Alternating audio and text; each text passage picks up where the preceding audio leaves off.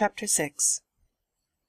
When Livius Drusus, a bold and energetic man, had the support of a huge crowd drawn from all Italy, proposed new laws and the evil measures of the Gracchi, seeing no way out for his policy, which he could neither carry through nor abandon when once started on, he is said to have complained bitterly against the life of unrest he had had from the cradle, and to have exclaimed that he was the only person who had never had a holiday even as a boy.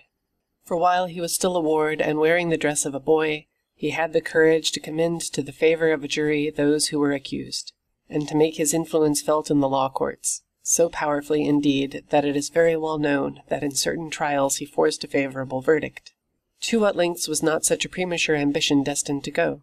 One might have known that such a precocious hardihood would result in great personal and public misfortune, and so it was too late for him to complain that he had never had a holiday when from boyhood he had been a troublemaker and a nuisance in the forum.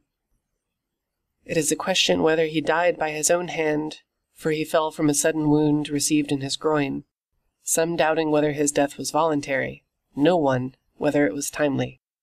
It would be superfluous to mention more who, though others deemed them the happiest of men, have expressed their loathing for every act of their years, and with their own lips have given true testimony against themselves. But by these complaints they changed neither themselves nor others, for when they have vented their feelings in words, they fall back into their usual round. Heaven knows, such lives as yours, though they should pass the limit of 1,000 years, will shrink into the merest span. Your vices will swallow up any amount of time. The space you have, which reason can prolong, although it naturally hurries away, of necessity escapes from you quickly. For you do not seize it, you neither hold it back nor impose delay upon the swiftest thing in the world, but you allow it to slip away as if it were something superfluous and that could be replaced. Chapter 7. But among the worst I count also those who have time for nothing but wine and lust, for none have more shameful engrossments. The others, even if they are possessed by the empty dream of glory, nevertheless go astray in a seemly manner. Though you should cite to me the men who are avaricious, the men who are wrathful, whether busied with unjust hatreds or unjust wars, these all sin in more manly fashion. But those who are plunged into the pleasures of the belly and into lust bear a stain that is dishonourable. Search into the hours of all these people, see how much time they give to accounts, how much to laying snares, how much to fearing them, how much to paying in court, how much to being courted, how much is taken up in giving or receiving bail, how much by banquets, for even these have now become a matter of business, and you will see how their interests, whether you call them evil or good, do not allow them time to breathe. Finally, everybody agrees that no one pursuit can be successfully followed by a man who is busied with many things. Eloquence cannot, nor the liberal studies, since the mind, when its interests are divided, takes in nothing very deeply, but rejects everything that is, as it were, crammed into it. There is nothing the busy man is less busied with than living. There is nothing that is harder to learn. Of the other arts there are many teachers everywhere. Some of them we have seen that mere boys have mastered so thoroughly that they could even play the master. It takes the whole of life to learn how to live, and, what will perhaps make you wonder more, it takes the whole of life to learn how to die. Many very great men, having laid aside all their encumbrances, have renounced riches, business, and pleasures, have made it their one aim, up to the very end of life, to know how to live. Yet the greater number of them have departed from life confessing that they did not yet know. Still less do those others know. Believe me, it takes a great man and one who has risen far above human weaknesses, not to allow any of his time to be filched away from him. And it follows that the life of such a man is very long, because he has devoted wholly to himself whatever time he has had. None of it lay neglected and idle. None of it was under the control of another, for, guarding it most grudgingly, he found nothing that was worthy to be taken in exchange for his time. And so that man had time enough, but those who have been robbed of much of their life by the public have necessarily had too little of it. And there is no reason for you to suppose that these people are not sometimes aware of their loss. Indeed, you will hear many of those who are burdened by great prosperity cry out at times in the midst of their throngs of clients, or their pleadings in court, or their other glorious miseries, "I have no chance to live." Of course you have no chance. All those who summon you to themselves turn you away from your own self. Of how many days has that defendant robbed you? Of how many that candidate? Of how many that old woman wearied with burying her heirs? Of how many that man who is shamming sickness for the purpose of exciting the greed of the legacy hunters? Of how many that very powerful friend who has you and your like on the list, not of his friends, but of his retinue? Check off, I say, and review the days of your life. You will see that very few, and those the refuse, have been left for you. That man who had prayed for the fasces, when he attains them, desires to lay them aside and says over and over, "When will this year be over?" That man gives games, and, after setting great value on gaining the chance to give them, now says, "When shall I be rid of them?" That advocate is lionized throughout the whole forum, and fills all the place with a great crowd that stretches farther than he can be heard, yet he says, "When will vacation time come?" Everyone hurries his life on, and suffers from a yearning for the future and a weariness of the present. But he who bestows all of his time on his own needs, who plans out every day as if it were his last, neither longs for nor fears the morrow. For what new pleasure is there that any hour can now bring? They are all known, all have been enjoyed to the full. Mistress Fortune may deal out the rest as she likes. His life has already found safety. Something may be added to it, but nothing taken from it, and he will take any addition as the man who is satisfied and filled takes the food which he does not desire and yet can hold. And so there is no reason for you to think that any man has lived long because he has gray hairs or wrinkles. He has not lived long. He has existed long. For what if you should think that a man had had a long voyage, who had been caught by a fierce storm as soon as he left harbor, and, swept hither and thither by a succession of winds that raged from different quarters, had been driven in a circle about the same course. Not much voyaging did he have, but much tossing about. Chapter 8. I am often filled with wonder when I see some men demanding the time of others, and those from whom they ask it most indulgent. Both of them fix their eyes upon the object of their requests for time, neither of them on the time itself, just as if what is asked were nothing, what is given nothing.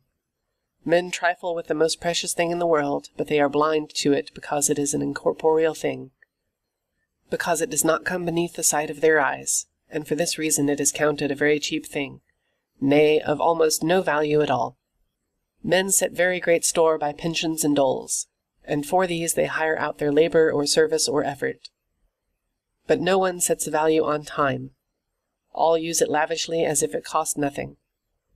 But see how these same people clasp the knees of physicians if they fall ill and the danger of death draws nearer. See how ready they are, if threatened with capital punishment, to spend all their possessions in order to live. So great is the inconsistency of their feelings. But if each one could have the number of his future years set before him, as is possible in the case of the years that have passed, how alarmed those would be who saw only a few remaining, how sparing of them they would be. And yet it is easy to dispense an amount that is assured, no matter how small it may be, but that must be guarded more carefully, which will fail you know not when. Yet there is no reason for you to suppose that these people do not know how precious a thing time is. For to those whom they love most devotedly, they have a habit of saying that they are ready to give them a part of their own years. And they do give it, without realizing it, but the result of their giving is that they themselves suffer loss without adding to the years of their dear ones. But the very thing they do not know is whether they are suffering loss. Therefore the removal of something that is lost without being noticed they find is bearable. Yet no one will bring back the years. No one will bestow you once more upon yourself. Life will follow the path it started upon, and will neither reverse nor check its course. It will make no noise. It will not remind you of its swiftness. Silent it will glide on. It will not prolong itself at the command of a king or at the applause of the populace. Just as it was started on its first day, so it will run. Nowhere will it turn aside. Nowhere will it delay. And what will be the result? You will be engrossed. Life hastens by. Meanwhile, death will be at hand, for which, willy-nilly, you must find leisure. Chapter 9. Can anything be sillier than the point of view of certain people? I mean those who boast of their foresight. They keep themselves very busily engaged in order that they may be able to live better. They spend life in making ready to live. They form their purposes with a view to the distant future, yet postponement is the greatest waste of life. It deprives them of each day as it comes. It snatches from them the present by promising something hereafter. The greatest hindrance to living is expectancy, which depends upon the morrow and wastes today. You dispose of that which lies in the hands of fortune. You let go of that which lies in your own. Whither do you look? At what goal do you aim? All things that are still to come lie in uncertainty. Live straightway. See how the greatest of bards cries out, and, as if inspired with divine utterance, sings the saving strain. The fairest day in hapless mortal's life is ever the first to flee. Why do you delay? Says he. Why are you idle? Unless you seize the day, it flees. Even though you seize it, it will still flee. Therefore, you must vie with time's swiftness in the speed of using it. And, as from a torrent that rushes by and will not always flow, you must drink quickly. And, too, the utterance of the bard is most admirably worded to cast censure upon infinite delay, in that he says, not the fairest age, but the fairest day. Why, to whatever length your greed inclines, do you stretch before yourself months and years in long array, unconcerned and slow, though time flies so fast? The poet speaks to you about the day, and about this very day that is flying. Is there, then, any doubt that for hapless mortals, that is, for men who are engrossed, the fairest day is ever the first to flee? Old age surprises them while their minds are still childish, and they come to it unprepared and unarmed, for they have made no provision for it. They have stumbled upon it suddenly and unexpectedly. They did not notice that it was drawing nearer by the day. Even as conversation or reading or deep meditation on some subject beguiles the traveller, and he finds that he has reached the end of his journey before he was aware that he was approaching it.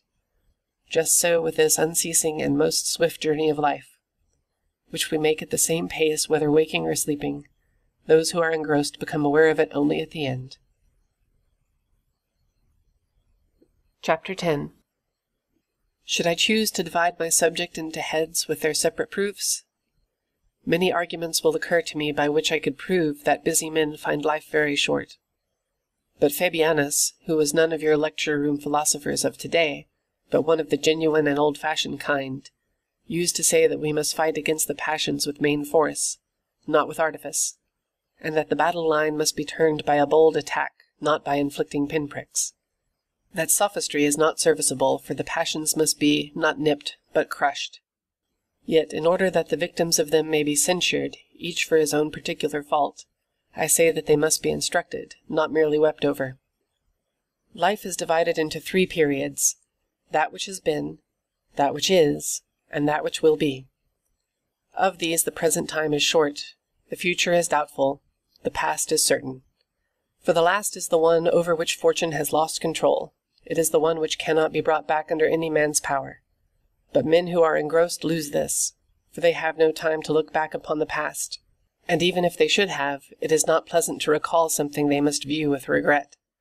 They are, therefore, unwilling to direct their thoughts backward to ill-spent hours, and those whose vices become obvious if they review the past, even the vices which were disguised under some allurement of momentary pleasure, do not have the courage to revert to those hours.